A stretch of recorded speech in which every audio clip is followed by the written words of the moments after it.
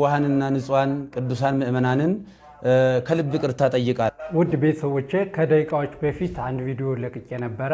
እሱም አቡነ ገብርኤል ስላሰሩት ቪዲዮ ብዙዎችን ያስቆጣ እንደነበረና በሱም ማን ምን እንዳለ ቪዲዮ ለቅቄ ነበረ። አሁን ግን አቡነ ገብርኤል በይፋ ይቅርታ ጠይቀዋል። እሱም ትንሽ የመከፋት አይነት ስሜት ያዘለ መልእክት አስተላልፈዋል። አብረን የምናየው ይሆናል። ላይክ በማድረግ ጀምሩት። ቤተሰቡን ሰብስክራይብ በማድረግ ይቀላቀሉ። በፍጹም የዋህነትና በፍጹም ቅንነት ያዘኑ የተከዙ በዚህ ጉዳይ ላይ እንዴት ያሉ የዋሃንና ንጹሃን ቅዱሳን ምእመናንን ከልብ ይቅርታ ጠይቃለሁ። ቤተክርስቲያንም ደግሞ በዚህ ጉዳይ ስሟ በመነሳቷ ታላቋ ቤተክርስቲያን ይቅርታ ልጠይቃት እወዳለሁ። በዛሬው ዕለት በዚህ መልክ መምጣት ያስፈለገኝ ዋና ጉዳይ የስቅለት ዕለት ጌታችን አምላካችን ኢየሱስ ክርስቶስ የተሰቀለበትና ቤዛ የሆነበት ቀን ስለ ቤዛነት በሰፊው ከተሰጠው የትምህርተ ድነት ጋር ተያይዞ አንዳንድ ብዥታዎችና ጥያቄዎች ስለተፈጠሩ እነዚህን ነገሮች ለማጥራት ያህል ነው። እንደሚታወቀው እንግዲህ ዕለተ ስቅለት ማለት ዕለተ ሪት ማለት ነው። ጌታችን አምላካችን መድኃኒታችን ኢየሱስ ክርስቶስ ለእኛ ካለው የማይለካ ፍቅሩ የተነሳ በአጭር ቁመት በጠባብ ደረት ተወስኖ ተይዞ ታስሮ ተደብድቦ እርቃኑን ሆኖ በመስቀል ላይ ተሰቅሎ ለዓለም ፍጹም ቤዛ ሆኖ የማይደገም ቤዛ ሆኖ በጊዜና በሁኔታ በቦታ የማይወሰን ቤዛ ሆኖ የዘላለም ቤዛነቱን አግኝቶ ወደ ቅድስ በገዛ ደግሞ የገባበትና ለአዳምና ለአዳም የሰው ዘር ሁሉ በእኛ ፈንታ የታሰረበትን ታላቅ ቀን ነው የምናከብረው በየዓመቱ። እነዚህ ሲተነተን ቤዛነት በአራት እንደሚከፈል ይታወቃል። ከዛም በላይ ሊሄድ ይችላል። በእርግጠኛ በአራት ብናየው በጣም ጥሩ ነው። የገንዘብ ቤዛ አለ፣ የቁስ ቤዛ ማለት ነው። የእንስሳ ቤዛ አለ፣ የሰው ቤዛ አለ። ዋናውና ትልቁ ግን የጌታችን የአምላካችን የመድኃኒታችን የኢየሱስ ክርስቶስ ቤዛነት ነው እና ይሄ ስለ ነገረ ድነት በሰፊ በሚሰጥበት ሰዓት እነዚህ ምንም ከቁስ ጀምሮ እስከ ሰው ያሉ ሁሉ ቤዛ መሆን ቢችሉ የጌታችን የአምላካችን የመድኃኒታችን ኢየሱስ ክርስቶስን ፍጹም ቤዛ ሊተኩ የማይችሉ ናቸውና በፍጡርና በፍጡራን መካከል ያለውን ቤዛነት ለመለየት በተለይም ጌታችን አምላካችን መድኃኒታችን ኢየሱስ ክርስቶስ ስለ ስርየተ ኃጢአት በመስቀል ላይ ተሰቅሎ በከፈለው ቤዛነት ስም ፍጡር ሊጠራ አይችልም በሚል የሰጠው ትምህርት ብዙ ምእመናንን አደናግሯል። ከአውዱ ውጪ አንዳንድ ሰዎች ቃሉን አጣመው በመተርጎም ጦርነት በመቀስቀስ ህዝቡን በማነሳሳት በተለይም ደግሞ ደጋጎች ምእመናንን በጣም አሳዝኗል። ከእመቤታችን ከቅድስት ድንግል ማርያም ጋራ እንዴት የፍጡር ቤዛ የለም ይባላል?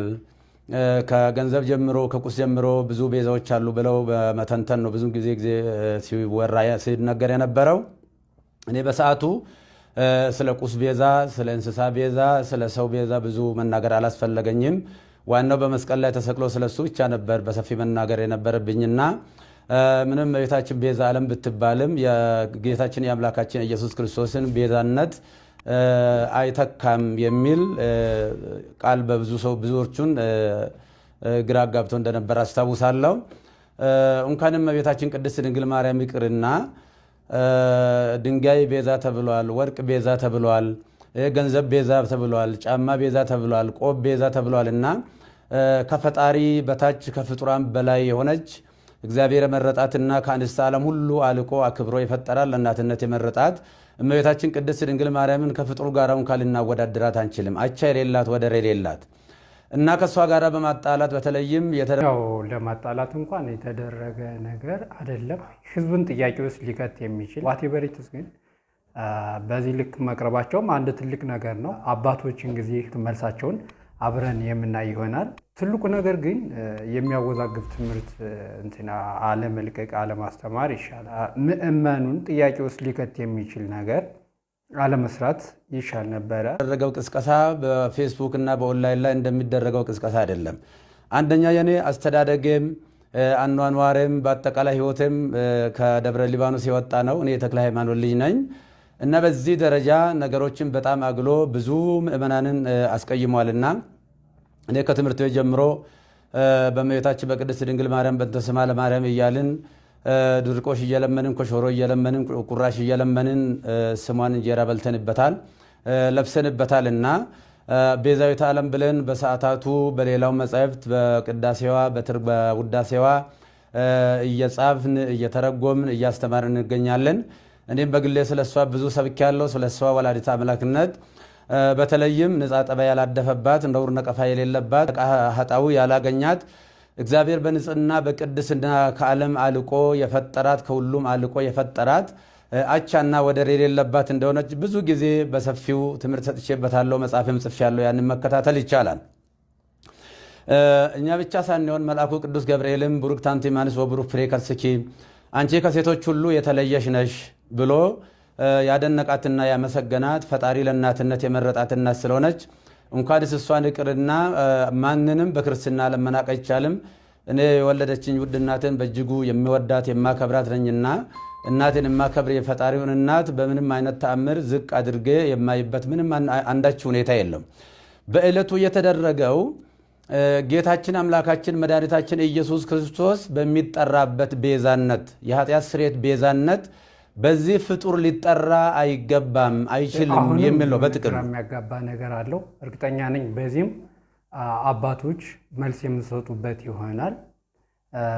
ምንድነው ዞራሉ አልሸሹም አይነት ነገር ይመስላል ካነጋገራቸው። ይቅር ይበለኝ ፈጣሪ እኔ እንደዚህ ስል፣ ግን እርግጠኛ ነኝ በዚህም አነጋገራቸው አባቶች መልስ የሚሰጡበት ይሆናል ማለት ነው። እንጠብቃለን። አው ትክክል ነው። ከመልአክ ጀምሮ እስከ ሰው ያለ ሁሉ ወይም ደግሞ ዓለም ከተፈጠረ ዘመን ከተቆጠረ ጀምሮ እስካሁን ድረስ ያለ ወይንም ደግሞ እስከ ለብሰ ምጽአት ድረስ የሚቀጥል ሁሉ ኢየሱስ ክርስቶስ ጌታችን መከራ የተቀበለውን መከራ ቢቀበል ጌታችን አምላካችን መድኃኒታችን ኢየሱስ ክርስቶስ በቀራንዮ የከፈለውን ቤዛነት ማንም ሰው መክፈል አይችልምና እሱ የኃጢአትና የሞት መድኃኒት በማዳኑ ተረፈ ደዌ የሌለበት የዓለም ቤዛነቱ የኃጢአት ስርየት ነው።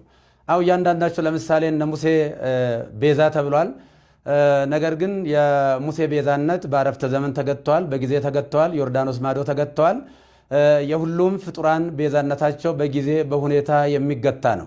ነገር ግን በጊዜና በሁኔታ የማይገታ ለዓለሙ ሁሉ ቤዛ የሆነ ከሰማይ በታች ከምድር በላይ እሱ ውጭ አዳኝ የሌለ የጌታችን የአምላካችን የመድኃኒታችን የኢየሱስ ክርስቶስን ቤዛነትን በደንብ አጉልቶ ለማሳየትና ለማስተማር ካልሆነ በስተቀር ከመቤታችን ከቅድስት ድንግል ማርያም ክብር ጋራ ምንም የሚያገናኝ አንዳችም ነገር የለም።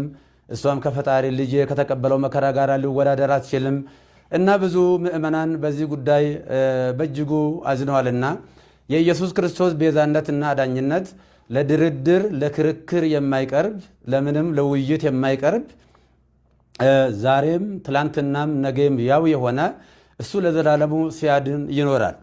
እንግዲህ ይህ ሲባል ሰዎች ለሚዲያ ፍጆታ፣ አንዳንዶቹ ደግሞ ከሆነ ነገር ጋር የተያዘ በሚመስል መልኩ የተከፈተብኝ ዘመቻ እኔን የማይመለከተኝ መሆኑን ህዝቡ በደንብ እንዲያውቅ ለማለት እፈልጋለሁ። እንደሚታወቀው ይህንን በሰፊው በሚዲያ በማራገብ ምዕመናንን በማሳሳት በማሳዘን በማልቀስ የተለያየ ትርጉም በመስጠት ሲያካሂዱ የነበሩ ወንድሞችና እህቶችን አባት ነኝና አባት እንደመሆኔ መጠን ሳልቀየማቸው ይቅርታ እያደረግኩ እግዚአብሔር ይቅር በላቸው ለማለት እወዳለሁ። በተረፈ ግን በፍጹም የዋህነትና በፍጹም ቅንነት ያዘኑ የተከዙ በዚህ ጉዳይ ላይ እንዴት ያሉ የዋሃንና ንጹሃን ቅዱሳን ምእመናንን ከልብ ይቅርታ ጠይቃለሁ። ቤተክርስቲያንም ደግሞ በዚህ ጉዳይ ስሟ በመነሳቷ ታላቋ ቤተክርስቲያን ይቅርታ ልጠይቃት እወዳለሁ። ኮንፊውዝ ሊያደርግ የሚችል ትምህርት ማቅረብ በራሱ አንድ ችግር ስለሆነ ዋናው ነገሩ ይቅርታ ማለታቸው በጣም ትልቅ ነገር ነው። ይሄን ይመስል ነበር ውድ ቤተሰቦች። ስለ ሃይማኖት መስራት ትንሽ ያስቸግራል። ምናልባት በእንደዚህ አይነት ነገር ደግሜ ላልመለስ እችላለሁ። ውድ ቤተሰቦቼ እወዳቸዋለሁ፣ አክብራቸዋለሁ። ሰላም ሆኑልኝ።